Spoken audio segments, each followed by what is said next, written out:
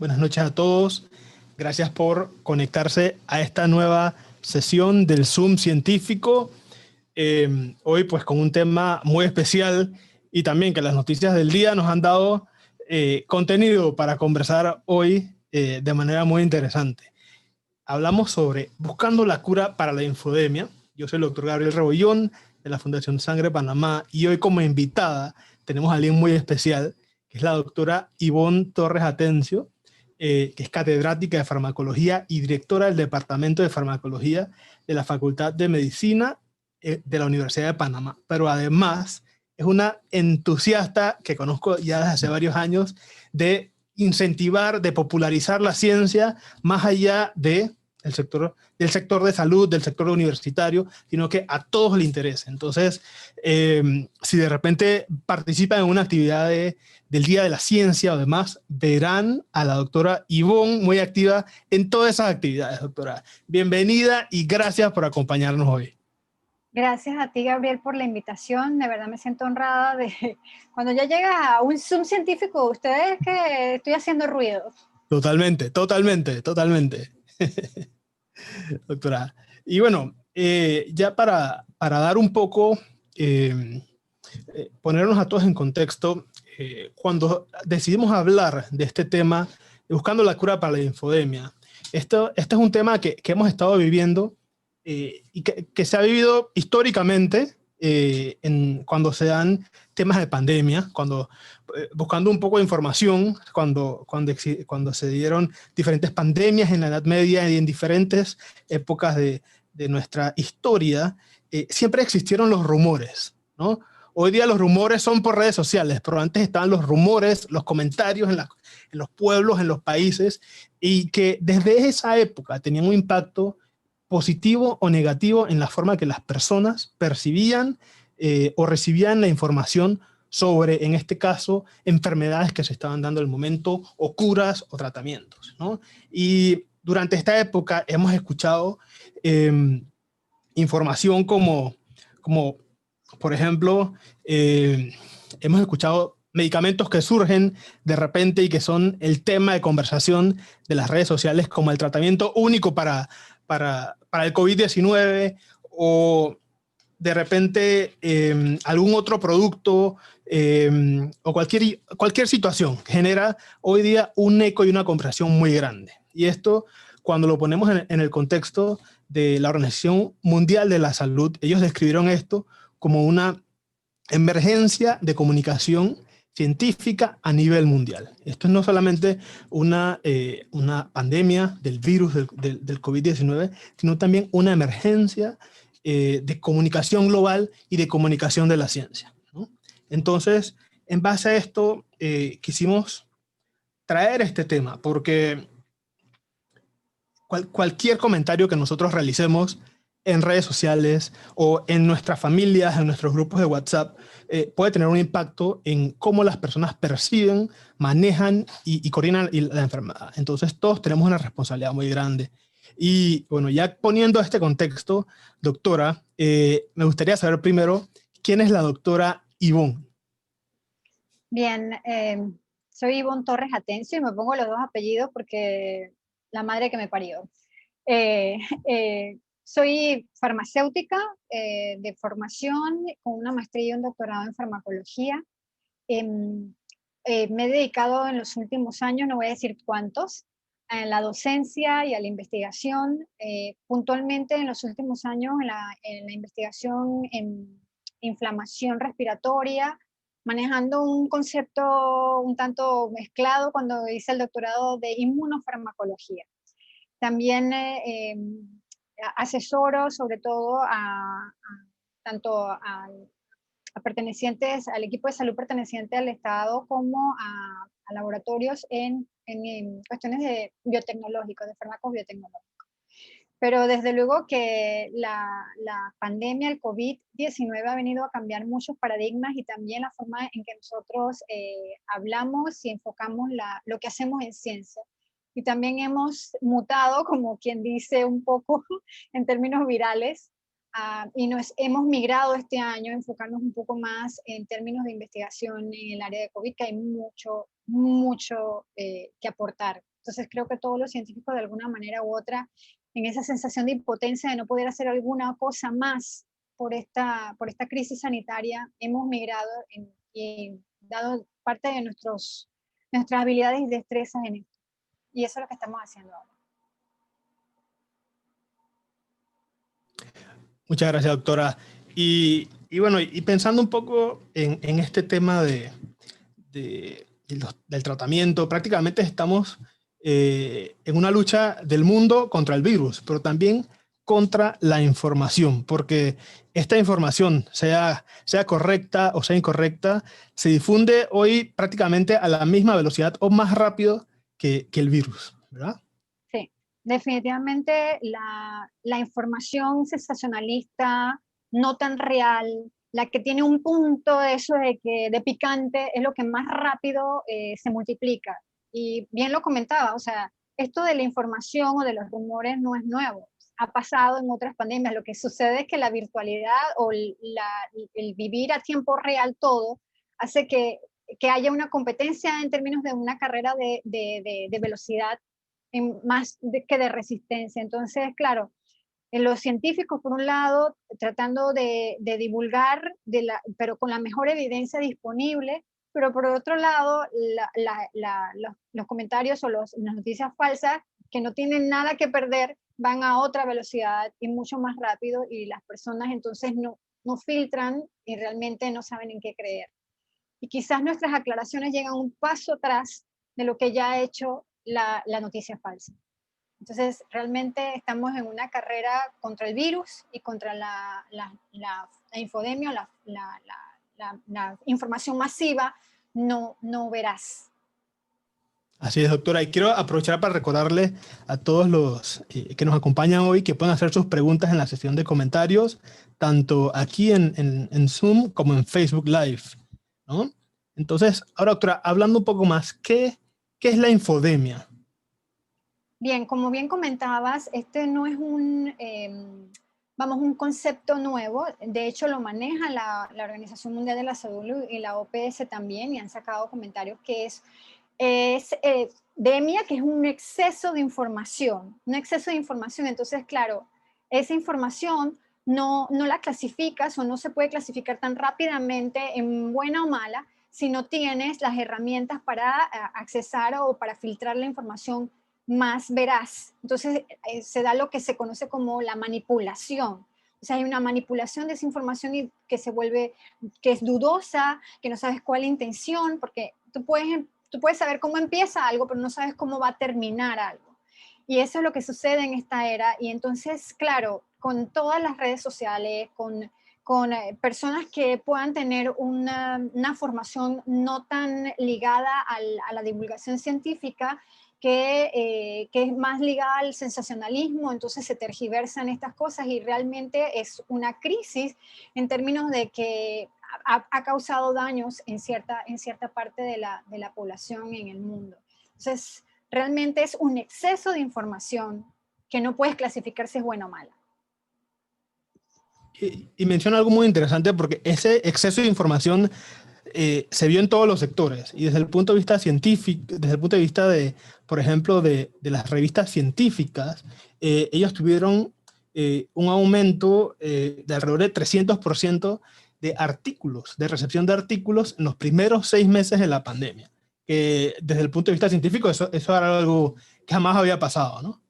No, es que es impresionante, o sea, de tener un cero, por decirte así, de COVID, a tener 20.000 en 6 meses. Y ahora mismo debe estar por 40.000, porque no he revisado últimamente cómo van las estadísticas en el PubMed. Pero, o sea, de verdad. Y el otro detalle que hizo es que las revistas, que usualmente son de pago y tal, todo lo que era información COVID lo abrieron, lo que se conoce como el fenómeno de ciencia abierta de data abierta, Open Science y Open Data, se ha dado. Entonces, todo lo que es COVID tiene como una prioridad, y desde luego que toda información generada por esto en estas revistas de estas editoriales que son de paga, lo han abierto, lo han puesto disponible a la sociedad. El detalle es que también para poder interpretar artículos científicos, no todo el mundo lo puede interpretar de la misma manera o de la manera más correcta posible. Entonces es ahí donde entramos nosotros. Así es, y justamente esa forma de interpretar es lo que puede dar paso a desinformación, doctora. Entonces, cuéntanos un poco más cómo se ve la desinformación desde la perspectiva de la ciencia. Primero, realmente las personas no entienden en qué consisten las diferentes versiones o formas en que se publica investigaciones u observaciones. Entonces está lo que es la pirámide de la evidencia científica, que van desde estudios preclínicos o llamados de animales o de células o in vitro, a observaciones en un paciente, a tener casos y controles, a tener entonces estructuras de estudios más rigurosos como los estudios los estudios clínicos aleatorizados, y luego un cúmulo de esos nos llevan a estudios, a revisiones sistémicas, y esto posteriormente nos ayuda a lo que es la formulación de guías de tratamiento. Entonces, esa escalera o esa pirámide, más bien porque es una pirámide de conocimiento, la manejan las personas que están en el campo científico y sobre todo en el área de desarrollo clínico o desarrollo. Pero las personas en el común denominador estas cosas no la entienden. Entonces, si sale un artículo cuyo titular dice tratamiento prometedor para la fase temprana del COVID, pero cuando vas al contenido y ves que es un estudio en animales, han obtenido, sí, información relevante, pero hay que ver qué pasa en humanos y tienen que pasar por aprobaciones y demás. Entonces, es la frustración y la impotencia de no tener un tratamiento que te detenga la infección, o sea, la primera etapa de esta enfermedad, lo que lleva a la gente a un estado de ansiedad, que ya la gente que estudia el comportamiento humano ha descrito muchísimo, que esto también ha ido aumentando en los problemas a nivel social, a nivel del estado emocional de los seres humanos. Entonces, esta información, el exceso de información y no saber clasificarla y no poder manejarla, hace que estos niveles de ansiedad sean aún mayor, y esas cosas las traducimos a las personas que están a nuestro alrededor. Así es. Y eso es una muestra de cómo la información que se comparte y que genera esta infodemia ha empeorado la situación de la pandemia en Panamá. ¿Cómo considera que ha tenido este efecto en el país? El impacto, yo he visto que hemos tenido, y no solamente en Panamá, es un fenómeno que vimos por varias cosas que han sucedido, tanto políticamente como socialmente, es que esto ha creado desconfianza. Ya no sabes en quién creer. Entonces, como no sabes en quién creer, también crea desconfianza en la comunidad científica, porque la verdad de hoy puede ser la mentira de mañana. Esa es una premisa. ¿Por qué? Porque la ciencia avanza y avanza. En este año hemos visto no, el avance no a pasos, sino a bala. O sea, realmente este es un tren bala, va a una velocidad impresionante. Y realmente la gente crea esa desconfianza, pero si ayer dijeron esto y hoy dicen esto otro, como que se contradicen. Y no es contradecir, es que la evidencia va surgiendo y eso es lo que tiene la ciencia, es lo bonito de la ciencia. Vas acumulando evidencia que te va llevando hacia la toma de decisiones de la mejor manera posible. Y realmente algunas veces esta evidencia en el inicio depende de otros factores que manejan diferentes especialistas en diferentes áreas. Entonces, ese es el otro detalle con el que hemos tenido que luchar, y es la desconfianza en la comunidad científica, y desconfianza que llegó de la mano de un cambio político que su punto álgido fue las elecciones en Estados Unidos. Así es. Y justamente conversando esta perspectiva política, vimos cómo figuras reconocidas, líderes de opinión, figuras políticas compartían información no necesariamente correcta o sin una base científica, que generaban mayor confusión en la población. ¿Usted qué opina de este tipo de situaciones? Porque la posición de cualquier persona en una posición mediática o política o de alta influencia puede llegar mucho más allá. O sea, ¿qué opina usted de esto? La información es poder. Claro, pero ahora también ese poder va ligado a lo mediático que eres, es decir, a lo el punto de influencia que puedas tener en la sociedad. Entonces, si manejas información y la manejas de una manera dudosa, pero tienes el punto de la influencia, entonces es una mala combinación. Y desde luego que esto se ha visto tristemente en nuestro país. ah, Realmente ha creado un conflicto entre pros y contras, cuando aquí no debería haber ese conflicto, sino simplemente la evidencia. O sea, la ciencia no es opinión, la ciencia son hechos. Y realmente es una premisa, un viejo adagio que dice zapatero a tu zapato. ¿Qué hace una persona que es comunicador, pero ni siquiera es comunicador en ciencia, sino en otra área, y toma la facilidad que tiene y el número de personas que le siguen o que creían o creen en esa persona, y toma ese bastión y hace su propia trinchera y se enfoca en una cosa que a todas luces va saliendo cada vez más y más evidencia de que no funciona? Entonces, todo el daño que se ha hecho, porque es un daño que se está haciendo. Al informar mal, al usar los medios de comunicación de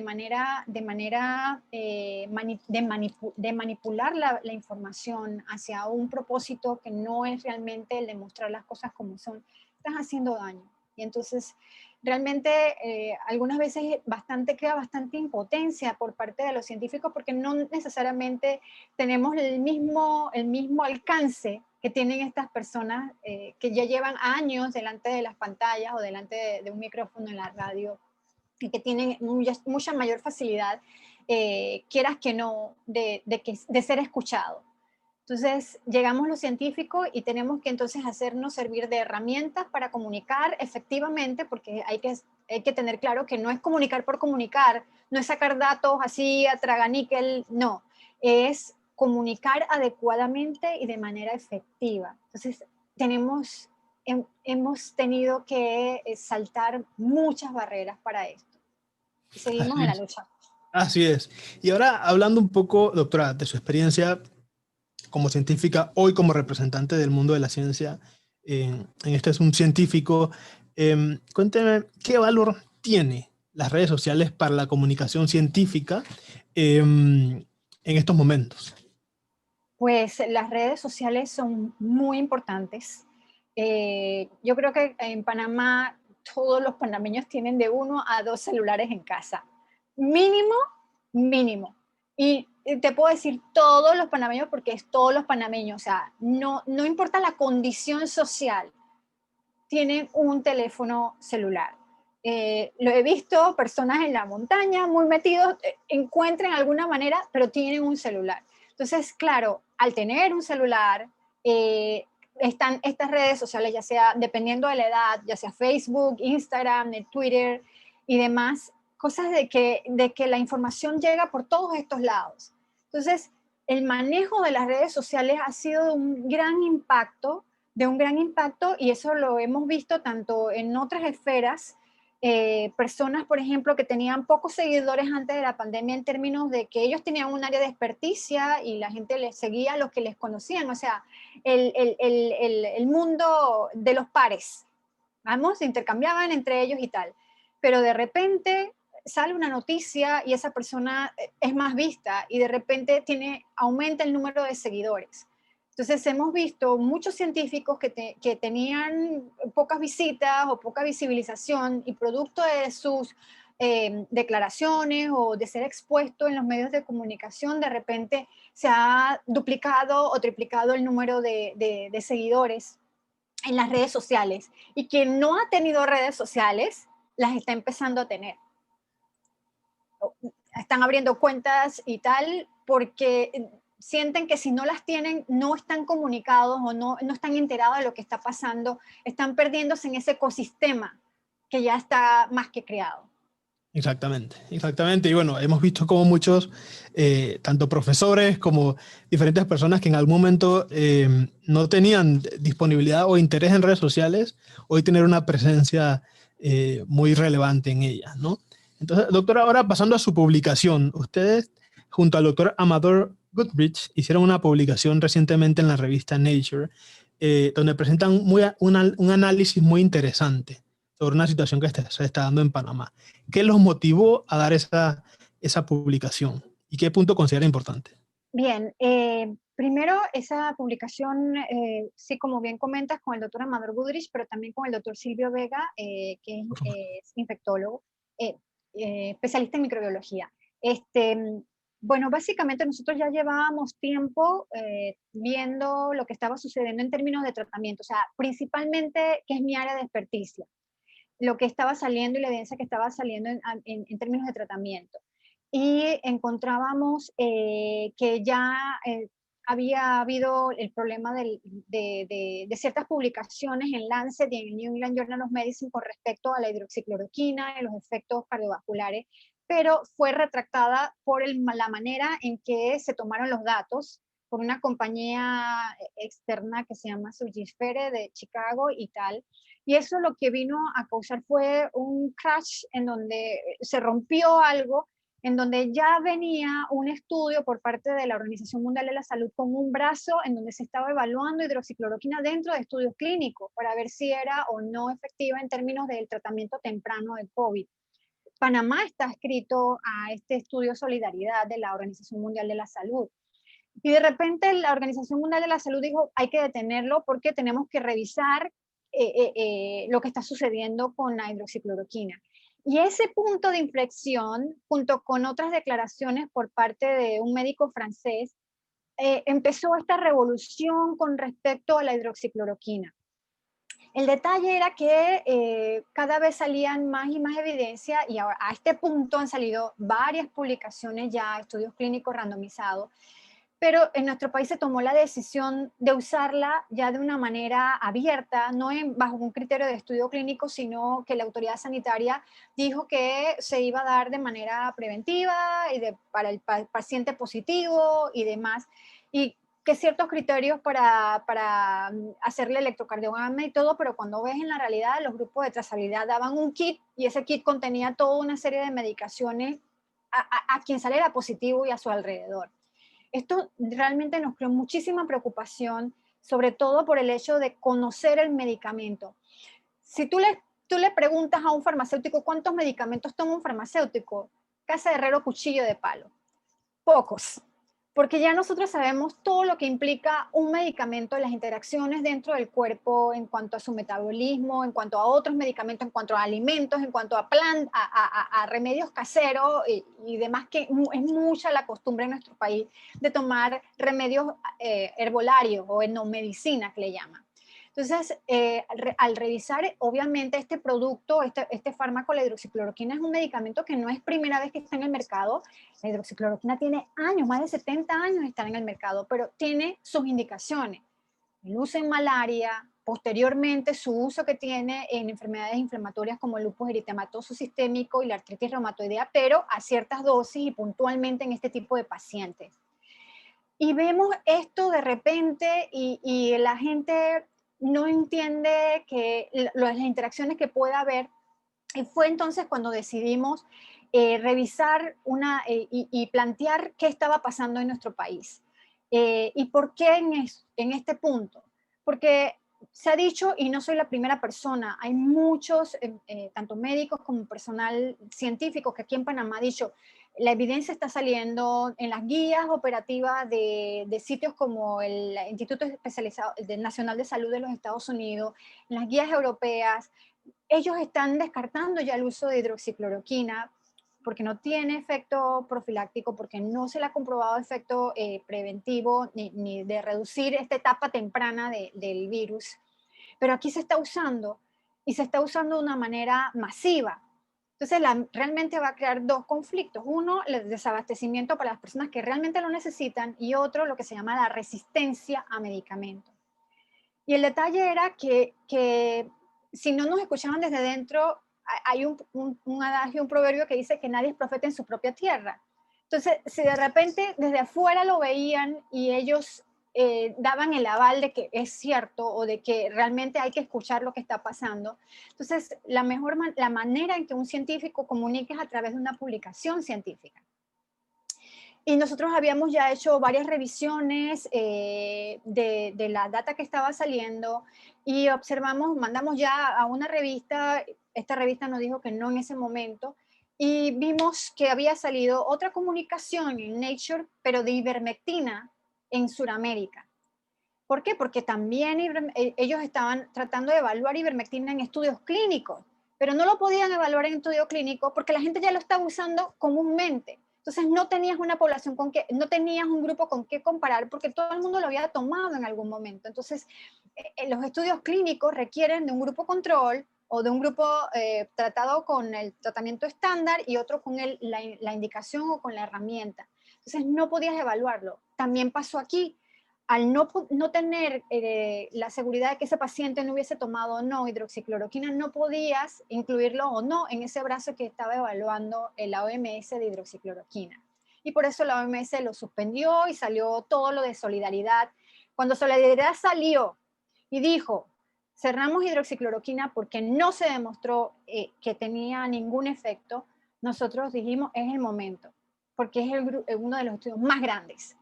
Entonces, mandamos la comunicación a Nature, una comunicación de un comentario justo a la otra publicación que ellos tenían de Sudamérica para ivermectina, y comentamos que aquí se estaban haciendo compras para estos kits cuando no era un tratamiento aprobado ni que tenía indicaciones para esto. Y no era bajo un esquema de estudio clínico. Así que obviamente Nature se hizo eco de esto y ellos fueron los que en realidad pusieron el título que pusieron, que es un título bastante fuerte. Exactamente. Así que esa es la historia del Nature que tenemos nosotros ahora. No, y que definitivamente creó un impacto muy grande y generó una discusión y respaldó también todo el trabajo científico y la expertise científica que se estaba compartiendo en esos momentos. Doctora, hablamos un poco de redes sociales, pero ahora hablemos un poco sobre los medios de comunicación como radio, televisión, prensa, que hoy se han convertido de verdad en un aliado para comunicar ciencia. Creo que han creado muchos espacios para todo aquel que quiera brindar información y de una u otra forma han apoyado para que en su mayoría quienes vayan a comunicar sean personas que de verdad van con información científica de respaldo, ¿no? Entonces, ¿cuál ha sido su experiencia con esto? Y también cuéntenos un poco sobre qué estrategias usted considera efectivas para vacunarnos ahora sí contra la infodemia. Bien, realmente yo pertenezco al grupo Ciencia en Panamá, bueno, ya tú lo conoces también, eres parte de él. Se creó básicamente con el propósito de hacer conciencia sobre la inversión en ciencia. Y empezamos hace casi 4 años. Esto ha hecho de que nosotros tengamos cierta presencia en medios de comunicación escritos y tengamos ciertas invitaciones, sobre todo en radio. Pero desde luego que puestas las luces sobre los científicos en el momento que empezó todo esto y viendo todas las etapas, porque no era solamente el médico tratante, sino los virólogos, los tecnólogos, los científicos en los diferentes laboratorios, los que estaban haciendo, la gente que está desarrollando dispositivos médicos y tal. Así que el perfil de científicos para todos estos medios de comunicación aumentó. Estaban allí, solo que ellos no habían puesto atención en lo que había. Entonces, claro, ahora este es el momento en donde ellos decían, bueno, es el momento de la ciencia y esperemos que siga, que no sea solo por una pandemia, sino que realmente se acerquen cada vez más y lo han hecho. Han habido medios de comunicación que le ha caído la moneda de que hay que llamar a las personas que son expertas en el área, pero también las personas que llaman expertas en el área tienen que tener esa facilidad para poder comunicar. Porque tal como nos pasaba en la universidad, podía ser una eminencia el profesor, pero si no sabía comunicar a los estudiantes daba igual, que daba lo mismo. Exactamente. Entonces, tú puedes ser una eminencia en tu área de experticia, pero si no lo puedes comunicar, entonces da igual, que a lo mismo, no traduces de manera efectiva el mensaje. Entonces, realmente hay muchos científicos que se han ido preparando para esto con talleres de comunicación científica, con talleres de divulgación, y también de manera efectiva todo lo que es poder asesorar a personas que no son de nuestra área con estas herramientas, con estas habilidades blandas para poder crear esos puentes de comunicación entre lo que es la evidencia científica y lo que realmente la gente necesita saber y cómo lo debe saber. Entonces, se ha sido una experiencia increíble. Esto también ha permitido ayudar, por ejemplo, en cuáles son las fuentes confiables. Ya algunos te llaman o te escriben y te dicen, doctora, esta revista, ¿usted qué piensa de este artículo? ¿Cómo puedo saber yo que esta información es cierta? O explíqueme en qué consiste esto. Ya te llaman para ellos mismos tratar de no informar de manera inadecuada, sino de la manera más profesional posible. Claro, hay muchas cosas que van a surgir de esto. De repente las mismas facultades de comunicación social creen estas hasta materias de comunicación científica y se haga como hacen en otras partes del mundo. Esto no es inventar la rueda, esto en otras partes ya está. Solo que ahora Panamá se está montando en ese carro. Así es, el conocido como el media literacy en los colegios. Inclusive desde Ajá. colegios se debe ir educando sobre este tema a los chicos, porque cada vez más temprano tienen acceso a información, ya sea por redes sociales, pero por el acceso a Internet que tienen muchos, ¿no? Sí. Doctora, entonces, ahora hablando un poco de esta nueva generación y ahora como profesora, ¿qué recomendaciones le brinda usted a esta nueva generación de científicos, científicas, personas de salud para que puedan luchar contra la infodemia? Bien, si algo comentábamos antes era de cómo había la cantidad de información que había aumentado. Claro, la información en ciencia también. Antes leer un número de artículos al día lo podía hacer un científico por la velocidad con la que salían los artículos, pero ahora es imposible leer toda la información que hay.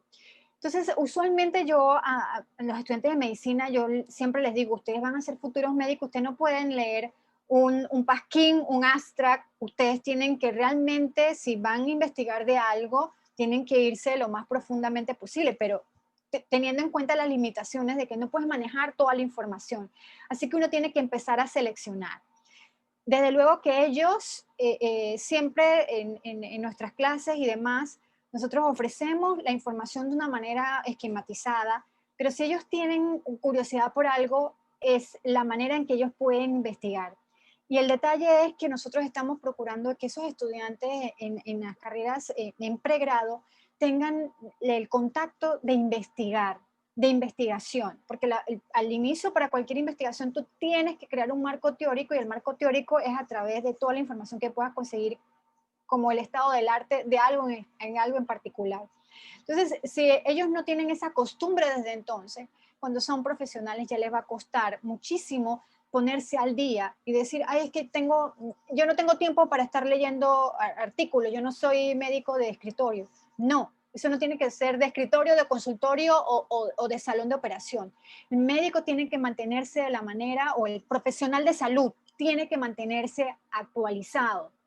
Y la actualización hay muchas aplicaciones en donde te mandan de un tema en particular, te van mandando los titulares de los artículos que van saliendo de ese tema en particular y tú vas escogiendo y muchos de ellos van haciendo referencia a alguno de esos que se te han mandado. Entonces, claro, el saber manejar la información científica desde tu pregrado hace que cuando ya eres profesional esto ya sea como el pan nuestro de cada día, algo que vas educando a tu cuerpo, a tu mente en este tipo de dinámica. Y eso es lo que más o menos hemos procurado y creo que cuanto a más facilidades tecnológicas hay, más herramientas o la mejor manera de encontrar información se da, pero también tiene que ser orientada. Cómo conseguir esa información, cómo discriminar entre lo que es necesario y lo no. Entonces, eso es lo que el consejo y la manera en que estamos nosotros enfocando con los estudiantes ahora. Creo que ese es un mensaje muy importante, doctora, para ahora pasar a esta segunda fase del Zoom científico. Entiendo que nos tiene una presentación eh, para compartirnos a todos nosotros. Sí, en base a lo que estábamos hablando de los tratamientos y sobre todo para tener claro ¿qué es lo que ahora mismo estamos viendo? Voy a compartir con ustedes, bueno, sí, puedo, ¿no? Sí, puede. Ok, perfecto. Entonces voy a compartir la pantalla. Déjame un momentito. Aquí tengo la presentación. Es algo breve, tampoco es que...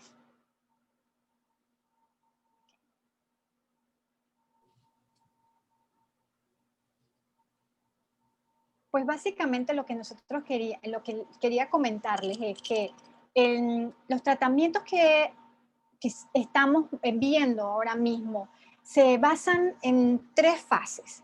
La primera fase es la fase donde es la entrada del virus y es lo que nos está creando un quebradero de cabeza ahora mismo y lo que ha originado toda esta discordia con respecto a la hidroxicloroquina y la cloroquina. Porque al inicio de la pandemia se estaban tratando de ensayar todo lo que había en ese momento de antivirales y demás con un nuevo propósito. Entonces, la primera parte de las dianas terapéuticas han estado ligadas sobre todo a evitar la replicación viral. Posteriormente a esa replicación viral está la fase en donde el cuerpo empieza a crear las componentes del sistema inmunológico que van a atacar al virus que se ha replicado. Entonces, en esa fase de combate del sistema inmunológico, entonces también hay ciertas terapias que se han estado utilizando, sobre todo lo que es la neutralización por medio de anticuerpos, que también se está estudiando con respecto a lo del plasma convaleciente y también estos anticuerpos monoclonales o estos cócteles de anticuerpos para bloquear lo que es ya el virus que se ha replicado. Pero posteriormente a eso, si la respuesta no ha podido detenerse, entonces esa respuesta inmunológica del organismo se vuelve dañina. ¿Por qué? Porque está exagerada. Y ese proceso se conoce como hiperinflamación. Y eso lo que nos lleva es a la utilización de fármacos entonces para reducir justamente esas sustancias que se están liberando en procesos de hiperinflamación. Y eso también se ha ido ensayando, pero en estos puntos lo que más éxito ha tenido ha sido los corticoides, y eso se debe justamente a la evaluación que tuvo un estudio clínico hecho en Inglaterra, en el estudio Recovery. Obviamente vamos a tiempo real y en este momento yo no sé si ya varias personas han escuchado sobre un fármaco que ha sido ensayado en hurones y que ahora mismo se encuentra en estudios de fase 2 y 3 clínica, porque se ha visto que tiene justamente efecto en esta parte de lo que es la replicación viral. Pero lo que sin duda es lo que está funcionando para los médicos en las áreas críticas es sobre todo lo que se conoce como la posición de prono o la posición boca abajo. Ya en casos mucho más graves, entonces lo que es el uso de ventiladores, que es lo que uno menos quiere a las finales, pero también nos hemos encontrado con el uso de sustancias y todavía otros webinars no científicos han hablado de estas cosas como el uso del cloro, o bueno, ellos no lo llaman cloro, ellos lo llaman el hipoclorito, el cloruro ay, ni me acuerdo cómo lo llaman, porque para mí es cloro. Y cómo ellos se ha ido difundiendo y obviamente han tenido que salir las agencias regulatorias diciendo pues que realmente eso no tiene utilidad clínica, que puede causar más un daño que un beneficio. También el uso de lámparas ultravioleta, en donde realmente esos usos es para superficies inanimadas, uso en el laboratorio, como lo que se usan para estas cámaras para desinfectar, para esterilizar el uso de rayos ultravioleta, pero no en la persona, o el uso de plata coloidal también, es el fenómeno del pitufo, en donde te pones todo azul, y desde luego lo que hemos visto con fármacos como la ivermectina, que aunque hay estudios clínicos que se están andando, en América Latina hemos tenido el problema del uso de la ivermectina de manera masiva en la población, y eso no nos permite evaluarla realmente en un ambiente controlado como es un estudio clínico. Lo mismo que otras tentativas de ciertos productos naturales, sobre todo en ciertas partes de Estados Unidos y en otras latitudes en América, como este compuesto obtenido de la delfa. Pero obviamente lo más controversial ha sido la hidroxicloroquina, que ha sido el objeto de nuestra publicación en el Nature.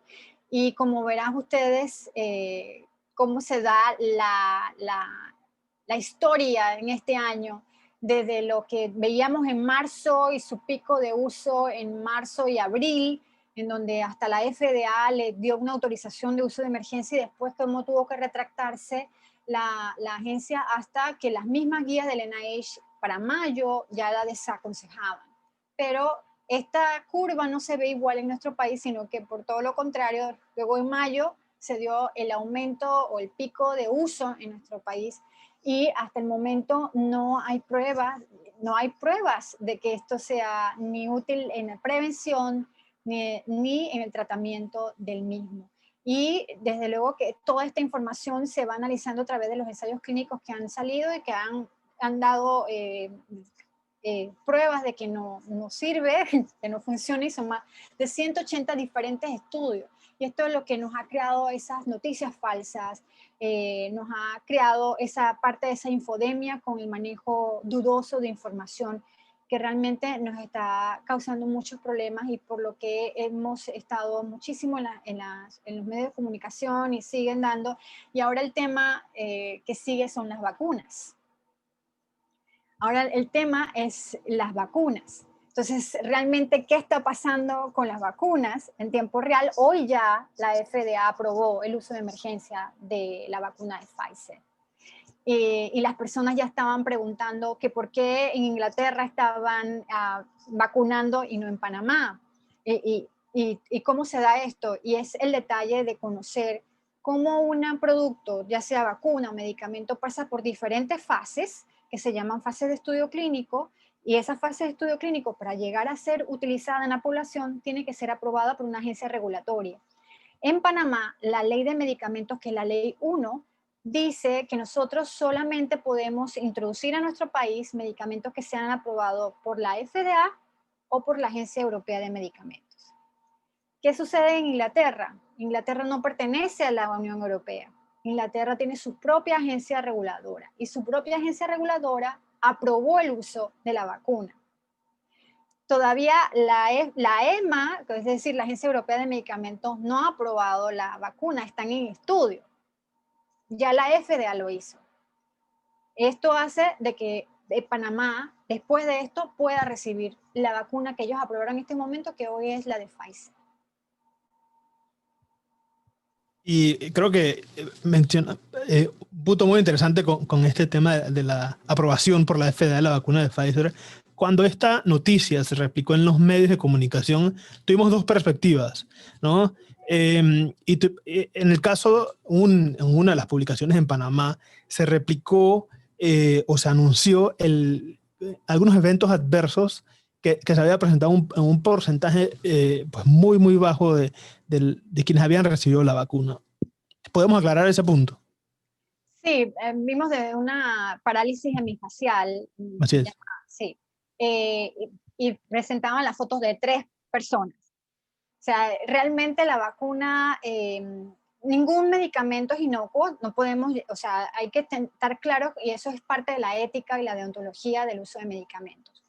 Todos los fármacos, incluso las vacunas, pueden tener algún tipo de reacción, algún tipo de evento adverso, pero el porcentaje es lo que me determina a mí la seguridad de esa vacuna, de ese tratamiento.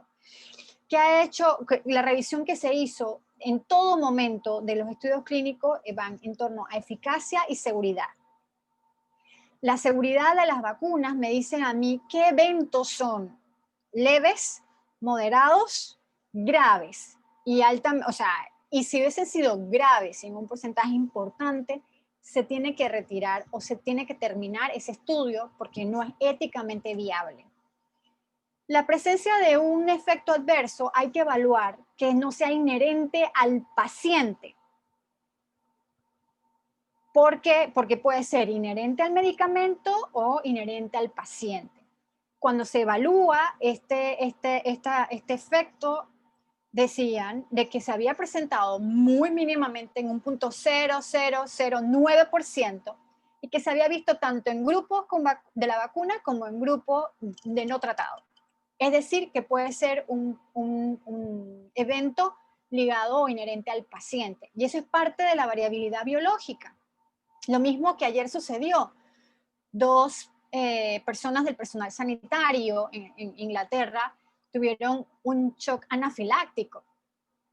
Y estos pacientes, estas personas que son del personal sanitario, tenían sus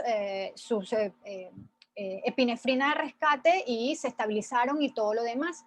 Entonces se dio la advertencia de evitar administrar en pacientes con un perfil de alergia muy elevado. ¿Por qué? Porque cualquier cosa puede generarte una reacción alérgica. Y esto hay que tenerlo bien claro. Las personas, nosotros en nuestro país, en todas partes del mundo hay personas que son alérgicas a alimentos, son alérgicas a medicamentos, ¿vale? Y o son personas alérgicas a algo ambiental. Si una persona tiene una alergia puntual y la une con otro desencadenante, puede que haga una reacción un tanto más fuerte. Pero esto es variable entre una y otra, porque hay personas que tienen algún tipo de alergia, pero muy leve, y hay personas que son hiperreactivas, que tienen un umbral de alergia muy alto. Entonces, en este tipo de eventos se ha dado la recomendación de no darla o darla con precaución en el evento de que el médico le dé la certificación para utilizarlo. Entonces, hay que tener, y esa es la forma de comunicar. Uno no puede decir que porque estos pacientes presentan un efecto adverso, achacárselos de una vez o decirlo en titulares, que este evento se debe por el uso de la vacuna. Esto es enfocar mal la información y esto es lo que crea esa falta de confianza en las alternativas que se están dando. Sino que realmente dice, personas que lo usen han presentado esto y se va a evaluar a qué se debe, pero no podemos hacer juicios a priori sin tener toda la evidencia posible. Lo mismo ha sucedido en la etapa 3 de estudios clínicos. Salió un evento adverso, ni el paciente ni el grupo investigador sabían si ese paciente tenía o no la vacuna. Tenía que ver la gente que hacía el monitoreo para abrir el ciego, es decir, el archivo, para asegurarse que ese paciente era o no del grupo tratado, porque es una asignación al azar, y en eso es lo que consisten los estudios clínicos. Entonces, hay muchísimas cosas que entender para comunicar, y eso es lo que falta en nuestro medio. No es comunicar de manera sensacionalista, sino si no tienes la información completa, comentar de la presencia sí de un efecto adverso en pacientes que pudieron haber participado o no, o que pudieron haber recibido o no la vacuna, pero no achacárselo de una vez a esto porque no se tiene la evidencia completa. Exactamente, doctora. Ahora pasamos a las preguntas de nuestro querido público y la primera que nos hacen es ¿cómo abordamos a alguien que comparte noticias falsas en Internet, en las redes sociales? Pues es que realmente es difícil porque cuando estás en las redes sociales y te hacen una pregunta random, tú la puedes responder. Pero si en las redes sociales te encuentras con estas personas que no están haciendo una pregunta random, ¿no? Una pregunta aleatoria, sino que ellos tienen ya un concepto y permanecen en él y lo que hacen es descalificarte o descalificar la evidencia, lo que tú tienes que hacer allí ya no es responder, porque de nada va a servir que respondas o que le muestres toda la evidencia y todos los artículos que tú quieras, porque esa persona lo va a descalificar. Entonces creas un desgaste. Yo he llegado a ese punto dependiendo de cómo venga el comentario, si es por una pregunta, porque las personas tienen dudas, quieren preguntar, pero algunas veces no saben a quién preguntarle, que sientan confianza. Ese es el detalle, ¿a quién le pregunto? y que yo sienta confianza que lo que me está diciendo no es Claro. porque tiene un interés X o Y. Entonces, ese es la gente que hay que responderle. Pero hay otras personas que quieren es desacreditar todo lo que digas y no vale la pena estar desgastándose en la energía en este tipo de eventos. Así es. Y gracias, doctora. Y ahora otra pregunta que nos hacen y es relacionada es, hoy vemos que las personas quienes no ceden su punto de vista para evitar discriminación en redes. ¿Existe estigma por infodemia? Ah, pues yo creo que sí se ha llegado a estigmatizar a las personas y han creado, por ejemplo, ya lo que te comento, ahora mismo en este país hay dos bandos, los pro y los en contra de la hidroxicloroquina. Entonces, esto hace que si tú dejas algún comentario o dejas alguna información basada en evidencia con respecto a un tratamiento X que sirva o no sirva, eh, las personas que están a favor de eso, no importa lo que digan, van a por ti, van a por tu cabeza. Y esto, y no solamente que van a por tu cabeza, sino que ya te catalogan y te estigmatizan. Y sí, lo hacen porque defiendes algo. Pero el detalle es que uno no tiene que crear pasiones en defender o no, sino simplemente hablar con la evidencia. El científico no tiene que tomar posiciones, sino la única posición es la evidencia científica. De allí, ya está. Porque de que si quieras o no, tú no puedes evangelizar al que no se deja. Así que realmente tampoco nosotros nos podemos poner en un papel inquisidor. Las personas creerán o no creerán, ya nos lo dirá el tiempo, pero presentar la mejor evidencia posible. Así es. Y ahora me permito compartirles unos 5 consejos para compartir las fake news científicas. El primero es, no te quedes solo con el titular. Es importante que analices los detalles de la publicación que vas a ver o que vas a compartir. Localiza la fuente original de esta información. Si es un medio de comunicación, busca de dónde ellos están haciendo referencia a esa noticia. Analiza todas las afirmaciones que son muy sorprendentes con cierto escepticismo. En ocasiones las noticias nos sorprenden pues porque no tenemos conocimiento del tema, pero investiga mucho más sobre esta información. Contrasta la información, haz una búsqueda en internet, en lugares pues con respaldo científico y haz una pausa. Creo que esto es un punto muy importante, doctora. Antes de compartir, hacer una pausa, cumplir estos 4 pasos que mencionamos y reenviarlo si consideramos que es correcto. Pero si no estás seguro, no lo reenvíes. No difundas información que no ha sido analizada críticamente. Primero, porque esto pues, puede llevar a que se den unas situaciones muy difíciles. Hemos visto cómo declaraciones en medios de comunicación, posts han generado que personas tomen productos que les causan la muerte. Y hay publicaciones científicas del efecto que ha tenido cuando se recomiendan medicamentos o productos químicos que no son para tratar el COVID-19 y que han causado la muerte de personas. Es una responsabilidad muy grande que tenemos. Así es verdad, tómate el tiempo para compartir y como ya lo comentamos, o sea, los consejos que ha dado son al punto y al clavo. El otro detalle que en nuestro país hay es que mucha de la información que nosotros recibimos está en inglés.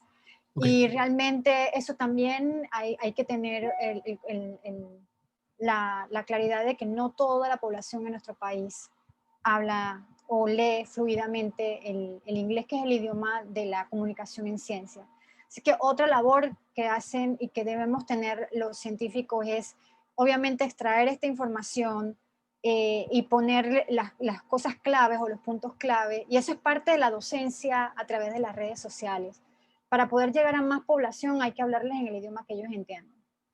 Así es, doctora. Y hoy un mensaje para todos, todo aquel que tenga alguna duda con una información científica, que quiera conocer más, que quiera información pues correcta para compartir y se quiere convertir en un embajador de difundir información científica, vaya a fuentes concretas, acérquese a Ciencia de Panamá, acérquese a los científicos y a páginas que se recomiendan de manera correcta. Ahora, doctora, un mensaje de cierre para aquellas personas que nos ven en estos momentos, que van a ver la presentación posteriormente o van a escuchar el podcast. Pues sinceramente, ya en casi 10 meses de la pandemia, creo que las personas tenemos que ir ya discriminando lo que vemos, lo que leemos y lo que transmitimos a los demás. Que es una corresponsabilidad tanto evitar el contagio como evitar la difusión de noticias falsas. Que siempre pregunte a personas o a personal sanitario antes de tomar una decisión de automedicación o demás. Y sobre todo, que las fuentes que utilicen no sea solamente Google o un video de YouTube, y tampoco los compartan tan rápidamente como ya has comentado, de tener ese tiempo de qué es lo que vas a compartir con las personas que están a tu alrededor. Así es. Y esa es una buena forma de finalizar este Zoom científico. Doctora, quiero darle las gracias por acompañarnos. Por favor, continúe compartiendo información científica, haciendo publicaciones para hacer llamados de atención, pero también para informarnos a todos sobre qué es lo que está pasando, ¿no? Y gracias pues, por seguir trabajando, por popularizar la ciencia y llevarla más allá pues, del grupo de ciencia, sino para toda la población. Gracias a ustedes. Gracias a todos. Buenas noches. Gracias a todos por acompañarnos.